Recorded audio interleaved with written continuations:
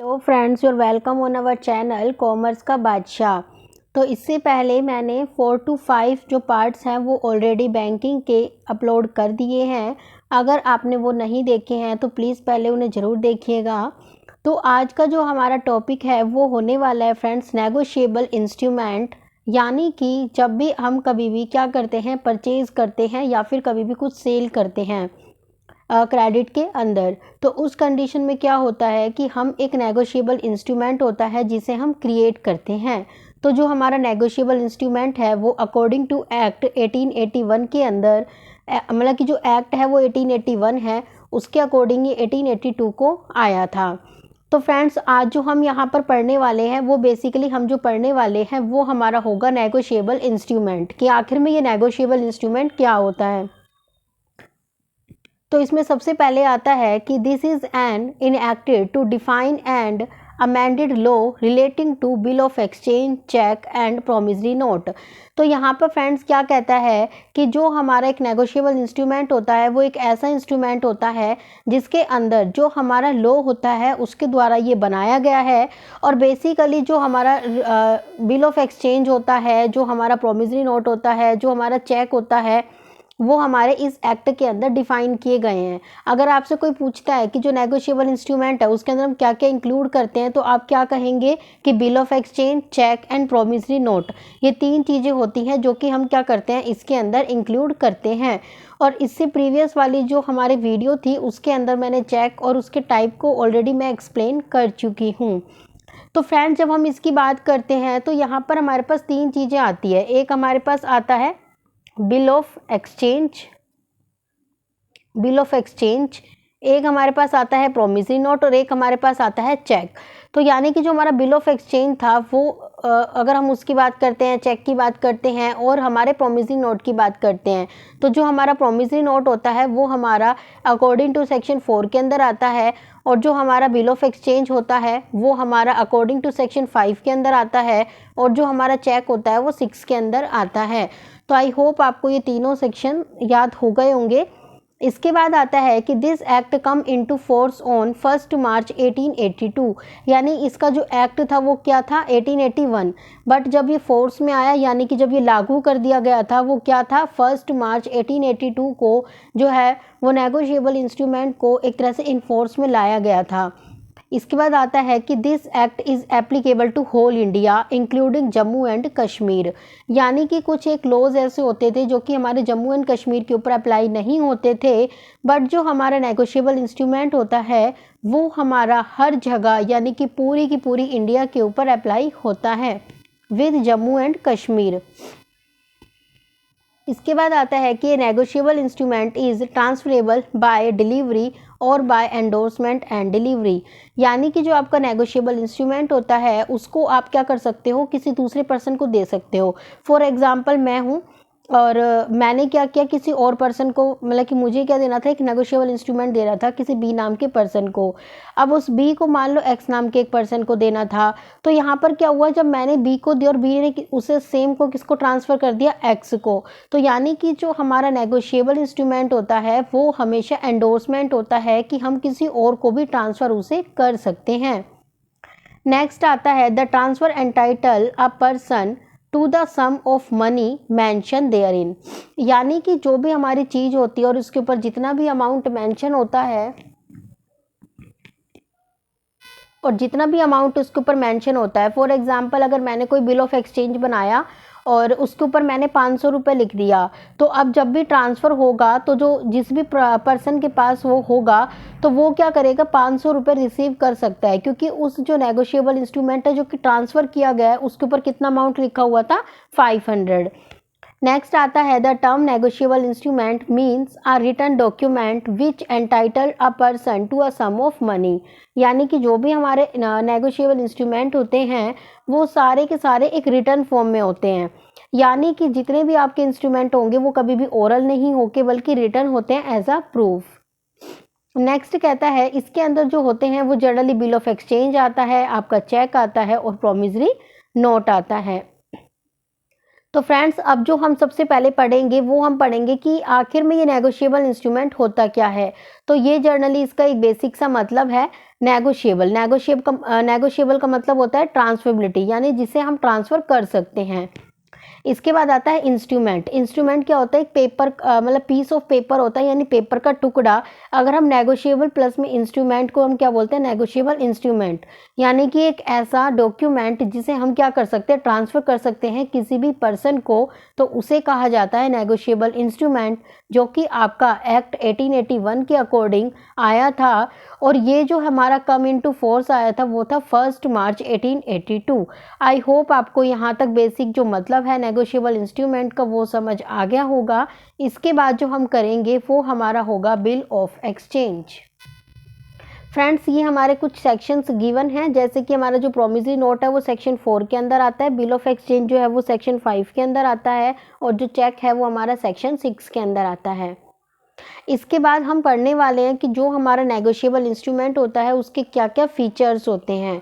तो सबसे पहले आता है it should B in return, यानी कि जो नेगोशिएबल इंस्ट्रूमेंट होगा वो हमेशा इन रिटर्न होगा। इन रिटर्न क्यों होगा? क्योंकि उसके ऊपर हमारा कितना अमाउंट दिया जाएगा, किस डेट को दिया जाएगा, किस पर्सन को दिया जाएगा, तो ये सारी की सारी चीज़ें मेंशन होती है। इसलिए जितना भी आपके नेगोशिएबल इंस्ट्रूमेंट होते हैं, चाहे वो आपका प्रोमिसरी नोट हो, चाहे वो आपका बिल ऑफ एक्सचेंज हो, चाहे वो आपका चेक हो, वो सारे के सारे कैसे होते हैं? एक रिटर्न फॉर्म के अंदर होते हैं। नेक्स्ट आपके पास आता है फ्रीली ट्रांसफरेबल, यानी कि आप इसे बिल्कुल फ्री होकर ट्रांसफ़र कर सकते हैं, किसी भी पर्सन को इसे दे सकते हैं। नेक्स्ट आता है it should be created a right of a person to receive money, यानी कि ये किसी भी पर्सन को एक राइट दे देता है कि वो उस मनी को अब रिसीव कर सकता है। फॉर एग्जाम्पल, अगर कोई भी पर्सन है वो एक नेगोशिएबल इंस्ट्रूमेंट बनाता है और उसके ऊपर लिख देता है कि वो इस पर्सन को 5000 रुपीज़ इस डेट को देगा, तो जो भी पर्सन है जो कि उस मनी को रिसीव करेगा, अब उसके पास ये राइट आ चुका है कि वो उस स्पेसिफिक डेट के ऊपर और एक स्पेसिफिक अमाउंट को उस पर्सन से रिसीव कर सकता है, तो उसे कहा जाता है नेगोशिएबल इंस्ट्रूमेंट। तो चलिए अब हम चलते हैं प्रोमिसरी नोट की तरफ, कि जो हमारा प्रोमिसरी नोट होता है वो होता क्या है और वो किस सेक्शन के अंदर आता है। तो फ्रेंड्स, जो हमारा प्रोमिसरी नोट होता है वो हमारा सेक्शन 4 के अंडर आता है। अब हमारे पास आता है कि प्रोमिसरी नोट का मतलब क्या होता है। A promissory note is a legal financial instrument issued by one party, यानी कि जो एक प्रोमिसरी नोट होता है वो एक लीगल डॉक्यूमेंट है। लीगल क्यों कहा? क्योंकि इसे अगर हमें कोई भी अगर हमारा अमाउंट पे नहीं करता तो उस कंडीशन में हम कोर्ट के पास जा सकते हैं और उस अमाउंट को रिसीव कर सकते हैं, जो कि किसी भी एक पार्टी के द्वारा इशू की जाती है। जब हम बात करते हैं प्रोमिसरी नोट की तो इसमें जनरली 2 पार्टीज़ होती है, एक बनाने वाला और एक रिसीव करने वाला। तो यानी कि ये क्या है? एक लीगल डॉक्यूमेंट है जो कि एक पार्टी के द्वारा इशू किया जाता है और जो कि आपको प्रॉमिस करता है कि वो इस डेट को इस स्पेसिफिक अमाउंट को पे कर देगा किसी दूसरी पार्टी को।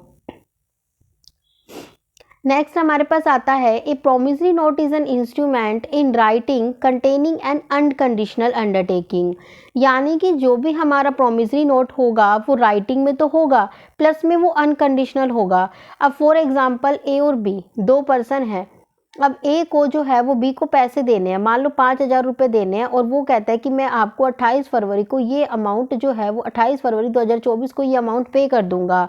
तो ए किससे कह रहा है? प्रॉमिस कर रहा है किसको? बी को। और यहाँ पर पैसे लेने वाला कौन है? बी। तो यहाँ पर जो ए है वो ये कंडीशन नहीं रखेगा बी से कि ऐसा हो जाएगा तब मैं आपको दूंगा, या फिर बारिश होगी तभी मैं आपको ये पैसे दूंगा। तो इस तरीके से कोई भी कंडीशन नहीं रखेगा, यानी कि वो बिल्कुल कंडीशन फ्री होगी, किसी भी तरीके की कोई कंडीशन नहीं होनी चाहिए। जैसा कि आप पढ़ते हो एक एग्रीमेंट के अंदर, एक कॉन्ट्रैक्ट के अंदर, कि कोई भी अगर आप कॉन्ट्रैक्ट कर रहे हो तो वो बिल्कुल अनकंडीशनल होना चाहिए, यानी कि कोई भी कंडीशन ऐसी नहीं होनी चाहिए कि वो कंडीशन फुलफिल होगी तभी मैं ऐसा करूँगा। तो यानी कि कोई भी आप काम कर रहे हो तो वो कैसा होना चाहिए? अनकंडीशनल होना चाहिए।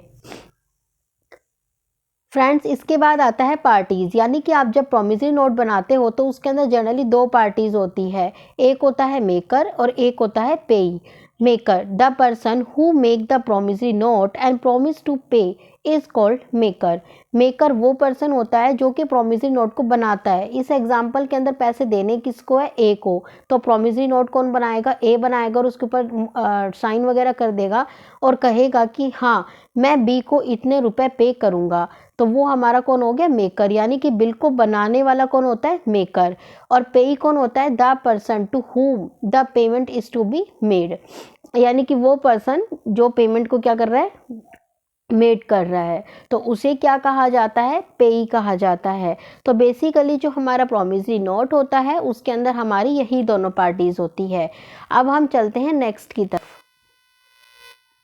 फ्रेंड्स, अब हम बात करते हैं कि कभी भी आप प्रॉमिसरी नोट बनाते हो तो उसके अंदर क्या क्या इसेंशियल चीज़ें होती है जो कि एक प्रॉमिसरी नोट के अंदर होनी चाहिए। तो सबसे पहले कहता है मस्ट बी इन राइटिंग, यानी कि कोई भी जो प्रॉमिसरी नोट होता है वो हमेशा रिटन में होना चाहिए, कभी भी ओरल में नहीं होना चाहिए।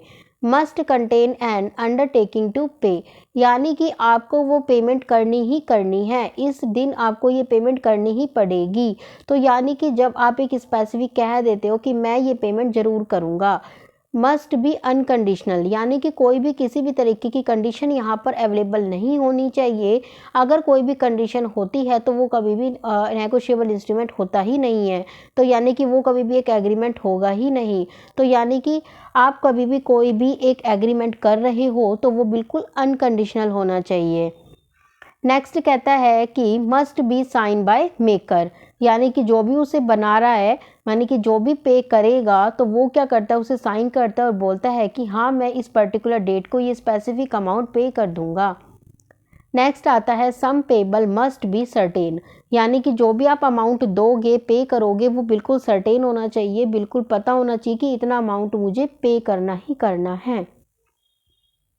नेक्स्ट कहता है कि instrument must contain a promise to pay money and money only, यानी कि जो भी आप इंस्ट्रूमेंट दे रहे हो वो ये प्रॉमिस करता है कि हाँ मैं इस पर्सन को इतना अमाउंट पे करूँगा और मैं केवल मनी की फॉर्म में ही दूंगा। ऐसा नहीं है कि मैं मनी की जगह कुछ और दे रहा हूँ, या हो सकता है मैंने उसे शेयर्स दे दिए या मैंने कुछ सामान दे दिया, ऐसा नहीं होना चाहिए। ये जो भी ट्रांजेक्शन होगी वो केवल और केवल जो नेगोशिएबल इंस्ट्रूमेंट बनते हैं वो ओनली और ओनली मनी के लिए बनते हैं, इससे ज़्यादा के लिए नहीं। तो फ्रेंड्स, प्रॉमिसरी नोट के बाद हमारे पास आता है बिल ऑफ एक्सचेंज, यानी कि बिल ऑफ एक्सचेंज क्या होता है। Bill of exchange can be understand as a written negotiable instrument, यानी कि जो बिल ऑफ एक्सचेंज होता है वो एक अदर नेगोशिएबल इंस्ट्रूमेंट की टाइप होती है, जो भी क्या होती है, एक रिटर्न फॉर्म में होती है। और ये भी क्या है, अनकंडीशनल है, यानी कि कोई भी किसी भी तरीके की कंडीशन नहीं होनी चाहिए कि अगर ऐसा हो गया तभी मैं आपको अमाउंट दूंगा। To pay a specific sum of money to a person और the holder of the instrument, यानी कि हम एक स्पेसिफिक सम बता देते हैं कि मैं आपको इतना पैसा दूंगा या फिर दूंगी और इस स्पेसिफिक डेट को दूंगी, और एट लास्ट जिसके भी हाथ में वो होगा वो पर्सन उस चीज़ को रिसीव करेगा। और जो कि कौन पर्सन उसे रिसीव करेगा वो सारा का सारा किस में लिखा रहता है, एक इंस्ट्रूमेंट के अंदर लिखा रहता है। वो या तो आप डिमांड पे करते हो या फिर एक स्पेसिफिक डेट पे। तो यानी कि दोनों की दोनों चीज़ें जब भी होती है तो उसे क्या कहा जाता है फ्रेंड्स, बिल ऑफ एक्सचेंज। इसके बाद जो हमारे पास बात आती है वो आती है कि bill of exchange in an instrument in return containing an unconditional order sign by maker, यानी कि जो हमारा बिल ऑफ एक्सचेंज होता है वो रिटर्न में होता है, प्लस में अनकंडीशनल होता है, और प्लस में जो मेकर है, जो बनाने वाला है, वो क्या करता है, उसे साइन करता है। फ्रेंड्स, इसके अंदर हमारे पास तीन पार्टी आती है, ड्रोअर, ड्रॉई एंड पेई। तो चलिए उनकी तरफ चलते हैं। सबसे पहले आता है drawer, the person who give the order to pay और मेक द बिल, यानी कि जो ऑर्डर देता है। अभी आपने प्रॉमिसरी नोट पढ़ा था तो उसके अंदर मेकर कौन होता है, जो कि प्रॉमिस करता है कि मैं इतना अमाउंट पे करूंगा, और जबकि जो हमारा बिल ऑफ एक्सचेंज होता है उसमें जो मेकर होता है, जो ड्रोअर होता है, जिसे मेकर भी कहा जाता है, वो कौन होता है, जो कि कहता है कि आपको ये अमाउंट पे करना है। तो यहाँ पर आप डिफरेंस समझिएगा, जो प्रॉमिसरी नोट होता है उसमें मेकर कौन होता है, जो कि पे करता है, यानी कि जो प्रॉमिस करता है पे करने का, और जो हमारा बिल ऑफ एक्सचेंज होता है उसमें ड्रॉयर या मेकर कौन होता है, जो कि कहता है कि आपको ये अमाउंट पे करना है। इसके बाद आता है drawee, drawee person who is directed to pay, जिसे कहा जाता है कि आपको पे करना है। यानी मान लो ए, बी और सी तीन पर्सन है, तो ए यहाँ पर ड्रॉयर हो गया, उसने कहा मान लो ए बी और सी 3 पर्सन है, ए को जो है वो बी से कुछ पैसे लेने हैं, तो ए ने बी को कहा कि आप मुझे इस डेट पे पैसा दोगे। तो ये कौन है? ड्रॉयर। और ड्रॉई कौन है? बी, यानी कि जिसे वो कह रहा है पे करने के लिए। और एट लास्ट यानी कि बी है, अगर वो खुद पेमेंट कर देता है तो वही पे ही हो जाएगा। और अगर बी ने सी को कह दिया पेमेंट के लिए, तो वहाँ पर जो हमारा पे ही होगा वो कौन होगा? सी होगा। तो पेई का मतलब क्या हो गया? The person to whom the payment is to be made, यानी कि जो पेमेंट यहाँ पर कर रहा है मेड, ठीक है, तो उसे हम क्या कहते हैं? पेई। तो जो हमारा प्रोमिसरी नोट था उसके अंदर फ्रेंड्स हमारी दो पार्टीज थी, एक हमारा था मेकर यानी बनाने वाला और एक हमारा था पेई। और जब हम बिल ऑफ एक्सचेंज की बात करते हैं तो इसमें हमारी 3 पार्टीज होती हैं, एक होता है ड्रॉयर, एक होता है ड्रॉई और एक होता है पेई। आई होप आपको ये दोनों चीज़ें बिल्कुल अच्छे से समझ आ गई होगी। अभी चलते हैं हम आगे की तरफ। इसके बाद हम फ्रेंड्स बात करते हैं essential and requisites of bill of exchange, यानी कि जो बिल ऑफ एक्सचेंज होता है उसके लिए क्या क्या चीज़ें इंपॉर्टेंट होती है। तो सबसे पहले आता है पार्टी शुड बी सर्टेन, यानी कि हमें ये पता होनी चाहिए कि इस ट्रांजेक्शन के अंदर कौन कौन पर्सन इन्वॉल्व है, किन किन के बीच में ट्रांजेक्शन हो रही है। नेक्स्ट कहता है bill of exchange must be stamped, यानी कि जो बिल ऑफ एक्सचेंज होता है उसके ऊपर स्टैम्प्ड होनी चाहिए, कि मोहर होनी चाहिए कि हाँ ये पर्सन है। उसके बाद आता है ऑर्डर टू पे, यानी कि वो एक ऑर्डर देगा कि हाँ तुम्हें मुझे ये अमाउंट पे करना है। नेक्स्ट कहता है कि time of payment must be certain, यानी कि एक टाइम पीरियड है, आपने बता दिया कि मैं इस पर्टिकुलर डेट को आपको ये पैसे पे कर दूंगा, तो यानी कि वो डेट आपको पता होनी चाहिए कि वो स्पेसिफिक डेट क्या है। नेक्स्ट कहता है amount of payment must be certain, time तो पता ही होना चाहिए कि कितने टाइम पे आप पे करोगे, साथ साथ में कितना अमाउंट आप पे करोगे ये भी आपको बताना है। जैसे मैंने बोल दिया कि मैं आपको आने वाली इस डेट को इतना अमाउंट पे करूंगी, तो यानी कि अमाउंट भी आपको पता होना चाहिए कि कितना पे करना है और किस डेट को पे करना है और किन पर्सन के बीच में ट्रांजेक्शन हो रही है। ये सारी की सारी चीज़ें हमारी इसके अंदर आती हैं। नेक्स्ट आता है consideration of bill should be paid only by way of money only, यानी कि जब भी आपके बीच में ट्रांजेक्शन होती है तो वो ओनली मनी में होती है, किसी और चीज़ में नहीं। तो फ्रेंड्स इसके बाद हमारे पास लास्ट जो टॉपिक आता है चेक, जो कि आपका आता है सेक्शन 6 के अंदर। Cheque refer to a negotiable instrument, यानी कि जो चेक है वो भी हमारा एक नेगोशिएबल इंस्ट्रूमेंट होता है।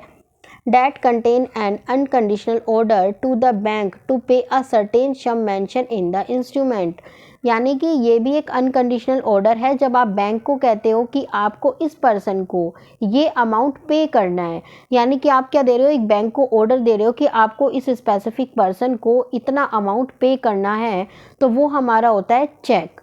From the drawer account to the person to whom it is issue, यानी कि ड्रॉयर कौन है? जो एक तरह से चेक काट रहा है, यानी कि बता रहा है कि हाँ, कि आपको बैंक को बता रहा है कि हाँ आपको इस पर्सन को पेमेंट करनी है, तो वो हमारा क्या हो गया? ड्रॉयर होता है। तो कुछ इसेंशियल्स चीज़ें होती है जो कि आपकी चेक के अंदर बताई जाती है, तो अब हम उसकी तरफ चलते हैं। सबसे पहले होता है cheque must be in return, यानी कि जो चेक होता है वो हमेशा रिटर्न फॉर्म में होता है, वो हमेशा राइटिंग में होता है। Certain and unconditional order, contain and unconditional order, यानी कि यहाँ पर जो आपका ऑर्डर होता है वो बिल्कुल अनकंडीशनल होता है, आप किसी भी तरीके की कोई कंडीशन नहीं लगाते कि ऐसा होगा तभी मैं पे करूँगा, ऐसा नहीं होता। अमाउंट मस्ट बी मेंशन, और जो एक अमाउंट होता है, जैसे मैंने बोल दिया कि मैं इस पर्सन को 10,000 रुपीज़ देने वाली हूँ, तो जो 10,000 है वो स्पेसिफिक है। तो यहाँ पर आता है कि जो अमाउंट हमारा बिल्कुल स्पेसिफिक होता है। Cheque must contain the date, यानी कि चेक के ऊपर डेट लिखी होती है कि इस तारीख को हाँ या इस डेट को हम ये जो चेक है उसका अमाउंट पे करने वाले हैं। पे टू बी सर्टेन, और हमें ये भी पता होता है कि किसे हमें वो चेक का अमाउंट देना है। और साथ साथ में must be sign by maker, जो भी उस चेक को बना रहा है, जिसका भी अकाउंट है, जिसे भी पेमेंट करनी है, उसके भी जो साइन होते हैं वो चेक के ऊपर किए जाते हैं। लास्ट आता है ए चेक मे बी ड्रॉन पे टू ऑर्डर और BRR, यानी कि जो हमारा चेक होता है वो हमारे ऑर्डर पे भी दिया जा सकता है और BRR पे भी। तो ये हमारे चेक की कुछ कंडीशंस थी, कुछ इसेंशियल्स थिंग्स थी। और इसके साथ साथ हमारे पास बात आती है, तो इसके साथ साथ ये हमारे कुछ इसके एसेंशियल्स थे, इसके कुछ रिक्विजिट्स थे। और इसी के साथ साथ जो चेक के जो टाइप्स हैं वो मैं इससे पहले वाली वीडियो के अंदर एक्सप्लेन कर चुकी हूँ। तो अगर आपने वो वीडियो नहीं देखी है तो प्लीज़ उन वीडियो को ज़रूर देख लेना, ताकि आपको जो नेगोशिएबल इंस्ट्रूमेंट है वो अच्छे से समझ आ सके। तो आई होप आपको यहाँ तक नेगोशिएबल इंस्ट्रूमेंट क्या होता है और कितने तरीके के नेगोशिएबल इंस्ट्रूमेंट होते हैं, like promissory note, bill of exchange and cheque, I hope आपको अच्छे से समझ आ गए होंगे। अगर आपको कोई भी क्वेरी होती है तो प्लीज़ आप कमेंट कर दीजिएगा, ताकि मैं आपकी क्वेरी को सॉल्व करने की कोशिश करूं। Thank you. अगर आपको मेरी वीडियो पसंद आती है तो प्लीज़ मेरे चैनल को सब्सक्राइब कीजिएगा और लाइक करना बिल्कुल ना भूलें और शेयर करना भी बिल्कुल ना भूलें। Thank you.